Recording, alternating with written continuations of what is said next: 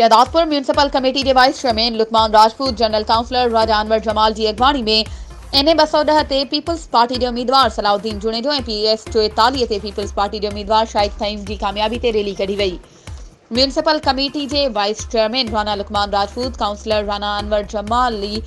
जमाल Rajput, councillor Dilshad Rajput, Usman Rajput की अगवानी में राजपूत हाउस का रैली कढ़ी वई, जेका शहर के मुख्तलिफ हंधनि खां थींदे फहीम हाउस ते पहुती। रैली में पीपल्स पार्टी के अगवाननि ऐं कारकुननि वॾे अंग में शिरकत कई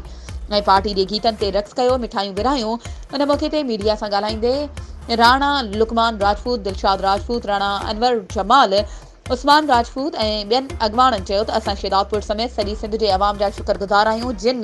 पाकिस्तान पीपल्स पार्टी के दिल के गहरायुनि सां वोट ॾिनो ऐं पीपल्स पार्टी ते एतमाद कयो आहे। इंशाअल्लाह बिलावल भुट्टो वज़ीर आज़म बणिजंदो। वधीक ख़बरूं ऐं अपडेट्स जे लाइ असांजे चैनल खे सब्सक्राइब कयो ऐं हा, बेल आइकन खे प्रेस करणु न विसारिजो त जीअं असांजी हर नई अचण वारी वीडियो तव्हां ताईं पहुची